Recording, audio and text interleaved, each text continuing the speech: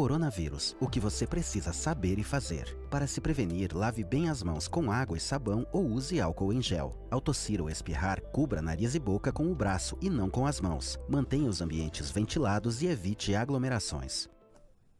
Olá pessoal, estamos na nossa aula de número 5, referente à quarta apostila do material de estudos que vocês receberam na escola onde vocês estudam. Sou o professor Luiz, como vocês já me conhecem, estou trabalhando na disciplina de matemática com vocês. O nosso conteúdo de hoje é medidas de comprimento. Nós iremos abordar apenas as medidas que nós utilizamos no nosso dia a dia, que são as mais comuns. Os submúltiplos a gente vai ver quando vocês retornarem aos estudos na escola, tudo bem? Vamos então à leitura e explicação do que está na apostila de vocês. Então, medidas de comprimento. Podemos utilizar vários instrumentos para medir comprimentos. Observe. Então, nós temos aqui 4 instrumentos, os mais comuns para fazer essas medidas. O primeiro deles é o método logista, utilizado para medir tecidos, quando a mãe vai fazer a compra lá na loja. O segundo é a fita métrica, que é utilizado aí nas academias, para medida corporal, altura. Temos também a trena, que é utilizada em construções pelos pedreiros, Ela mede quantidades mais extensas.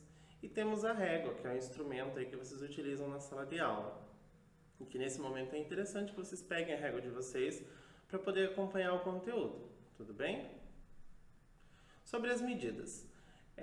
Esse método logista apresenta 1 metro, certo? Então, se for acima de 1 metro, vai utilizar novamente as medidas deste instrumento. Temos a fita métrica, que ela mede aproximadamente aí as mais comuns 1,5 m, A trena, como vocês observam na fotografia, ela tem 8 metros para medir, média a cada 8 metros. E temos a régua aí com 30 centímetros, que é a menor entre os instrumentos que o professor mostrou para vocês.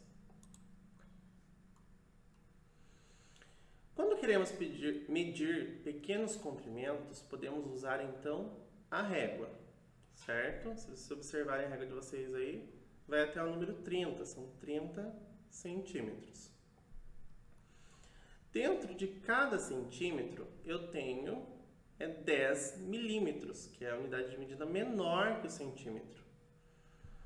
A fim de evitar diferenças nas medições, os comprimentos costumam ser padronizados. Vamos então, com a régua em mãos, faça essa observação que está no nosso material de estudos. Observem que entre o 0 e o 1, a gente consegue visualizar os risquinhos. Se vocês contarem lá, vai totalizar 9 risquinhos, porque o décimo eu chego no centímetro. Então, entre 1 centímetro, do 0 a 1, eu tenho 9 milímetros, que chegando a 1 eu totalizo 10 milímetros ou 1 centímetro, certo? Aqui embaixo eu já tenho 2 propostas de atividade para vocês. Então, em 10 centímetros, quantos milímetros teremos?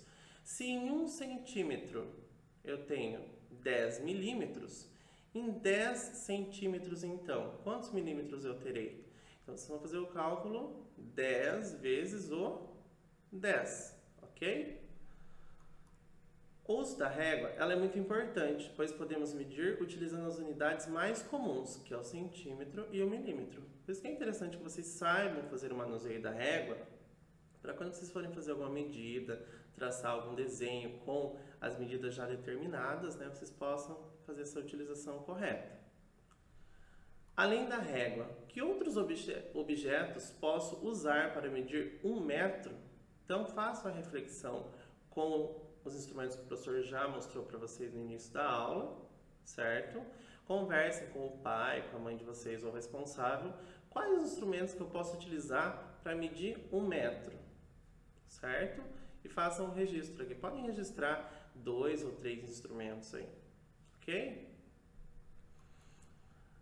Em seguida nós temos lá, o metro é conhecido como unidade padrão de comprimento. Então, lá na tabela, entre os múltiplos e submúltiplos das unidades de comprimento, o metro está no centro, né? Porque é a unidade de medida padrão. E ela é representada pela letra M, como vocês observam aí na apostila de vocês, que está em vermelho. Ok?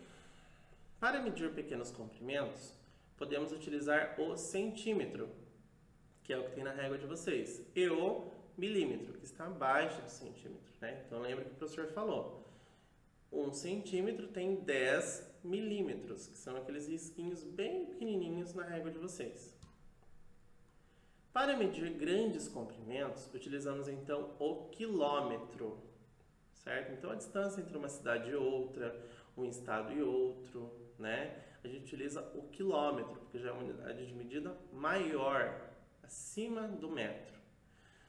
Sobre as representações. Então, o centímetro ele é representado pelo C e o M, o milímetro por mm e o quilômetro por km. Tanto que aquelas placas, quando vocês estão viajando, observem nas rodovias. Aparece lá, por exemplo, de Sengés a Itararé, né? Nossa cidade vizinha. São aproximadamente aí 15, 16 km, ou seja, quilômetros, né? Aqui nós temos um balãozinho que nós colocamos para que vocês possam utilizar como base na realização das atividades. Então, 1 centímetro tem 10 milímetros. 1 metro, ele tem 100 centímetros. Agora, já comecem a pensar dessa forma. Se 1 metro tem 100 centímetros, 2 metros terão então quantos milímetros? Né? Só fazer a multiplicação, 2 vezes o 100. Ah, professor, 200 centímetros. Ótimo. E 1 quilômetro tem 1000 metros. Né? Então, eu começo lá, recapitulando. Milímetro, 10 milímetros, eu chego a 1 centímetro, certo? 100 centímetros, eu chego ao metro, certo? E 1000 metros, eu chego a 1 quilômetro, ok? Agora eu tenho a proposta de uma atividade aqui, a corrida dos animais.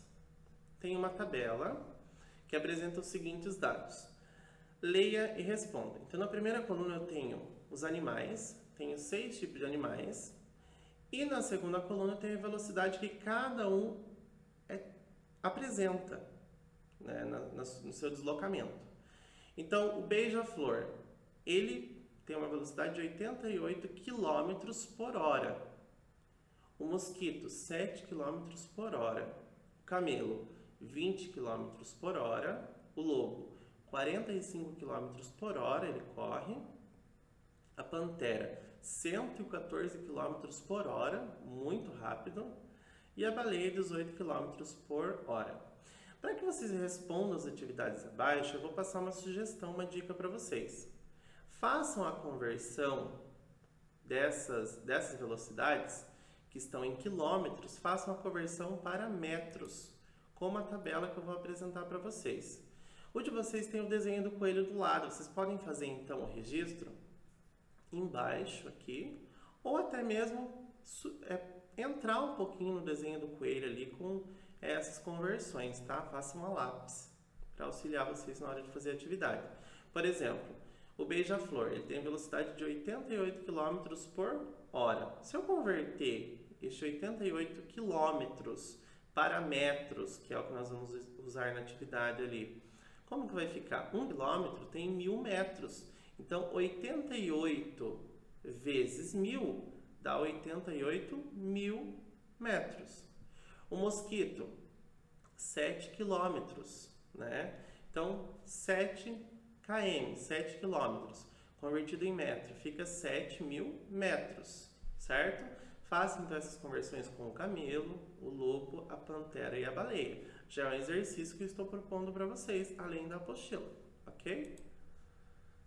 Vamos às questões agora. Qual dos animais acima é mais veloz? Então, bem simples, observem qual é o animal mais rápido e anotem o nome dele aqui no quadrinho. Quantos metros por hora corre o camelo? Agora vai entrar o que o professor pediu para vocês, certo? O camelo, ele está com a velocidade apresentada em quilômetros. Se vocês já fizeram aquela conversão para metros, vocês já vão captar a resposta e já vão poder colocar ali. Então, quantos metros? Não quero saber quilômetros. Eu sei que ele tem uma velocidade de 20 km por hora, mas em metros, né? Quanto ele corre por hora, certo? Terceira questão. Quem é mais lento, o beija-flor ou o lobo? Estabeleça essa comparação aí. Quem é mais lento? Coloque o nome. Se é o beija-flor ou é o lobo. Que animal corre 7.000 metros por hora?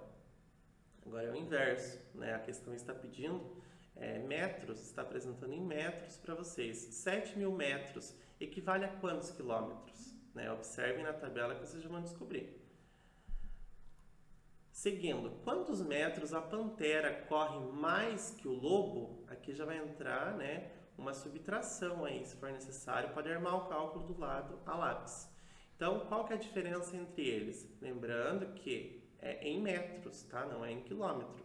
Então, quantos metros a pantera corre mais que o lobo? E por fim, se o mosquito voa 7 km por hora, quantos voará em 3 horas? Então, em 1 hora, 7 km. E em 3 horas? Uma multiplicação. Façam aí do lado. E o último exercício, faça a transformação. Como o professor já falou, se for necessário, vocês podem retornar no início do vídeo para observar o que o professor explicou. 2 metros tem quantos centímetros? Lembram que 1 metro tem 100 centímetros? Então, 2 metros, quantos centímetros tem? Agora, 2 centímetros tem quantos milímetros, né? 1 centímetro tem 10 milímetros. E 2 centímetros vão ter quantos? 3 metros convertido em quilômetro dá quantos? Certo? 9 quilômetros tem quantos metros? Né? 1 quilômetro são 1.000 metros. E 9 quilômetros, quantos metros são? E por fim, 9 metros tem quantos centímetros? Né? Então, vocês vão fazer essa observação, fazer o registro. Se for necessário, pode armar o cálculo do lado ou no verso da folha, para que o professor de vocês tenha acesso a como vocês chegaram à resposta que vocês colocaram na atividade. Essa foi a nossa aula de hoje, espero que vocês tenham compreendido. Havendo mais alguma dúvida, pode entrar em contato com o professor da sala de vocês, lá no grupo do WhatsApp, ok? Eu agradeço a atenção e espero vocês no nosso próximo encontro. Tchau, tchau. Olá pessoal, tudo bem com vocês? Espero que vocês estejam bem aí na casa de vocês. E hoje nós estamos aqui para mais uma aula, né? Lembrando que eu sou o professor Júnior, professor de língua portuguesa das turmas dos quintos anos aí, tá bem? Hoje nós estamos aí na nossa quinta aula, a última aula da semana, e como de costume é a aula dos nossos simulados, né? Preencher o gabarito e tudo mais. Então o professor hoje vai fazer mais uma explicação sobre o gabarito para vocês, ok? Então tá dizendo assim: mostre tudo o que você já sabe e realize com muita atenção os simulados 1 e 2, sendo o primeiro então de língua portuguesa. Hoje nós temos aí no simulado de língua portuguesa 10 questões, tá bem? 10 textos para vocês lerem e refletirem sobre eles e colocar aí dentro do gabarito. Então, mais uma vez, o professor vai explicar para vocês. Aqui nós temos as atividades, os textos ó, de 1, 2, 3, 4, 5, 6, 7, 8, 9 e 10. Cada atividade, cada exercício, ela tem 4 alternativas, a A, a B, a C e a D. Por exemplo, no exercício número 1, no texto número 1, vocês vão ter 4 opções para assinalar o X, A, B, C ou D, e assim sucessivamente até o número 10. Vamos lá para a primeira? Leia o texto abaixo, Thalita. Então, vocês vão fazer a leitura desse texto e aqui embaixo vocês vão encontrar as opções, ó, letra A, letra B, letra C e letra D. Professor, eu li o texto e achei que a resposta certa é a letra C. Então, você vai lá no seu gabarito, na questão número 1 na resposta de letra C. Vai chegar ali, ó, e vai pintar toda a bolinha, tá bem? Pode ser com lápis ou pode ser com caneta, mas prestem bastante atenção nessa pintura, tá bom? A resposta nós vamos conferir pelo gabarito, tá bem? Aí nós vamos então para a questão de número 2, a escolha de uma princesa. Aí você vai fazer a leitura desse texto, vai chegar até as alternativas de letra A, B, C e D. Professor, eu li o texto várias vezes e cheguei à conclusão que a resposta certa é a letra B. Então, mais uma vez, eu vou voltar lá no meu gabarito, na questão número 2, ó, nessa questão aqui, e vou assinalar lá a letra B, que foi a que eu achei que estava certa. Lembrando que esses aqui são exemplos que o professor está dando. Isso não quer dizer que sejam as respostas corretas, tá bem? E assim vocês vão fazer com a questão número 3, ó, no texto Meu Diário, frases como: no texto 4, passagem de ônibus, tá vendo? No texto 5, que tem até aqui um gráfico, né? No texto 6, o urso é condenado por roubo de mel na Macedônia. No texto 7, a pipa Pepita. No texto 8, que é essa história aqui, essa tirinha. No texto 9, o feitiço do sapo. E no texto 10, a onça doente. Então, quando você terminar, e a atividade 10, professor, fiz a leitura da A, da B, da C e da D, e eu achei que a resposta certa da 10 é a A.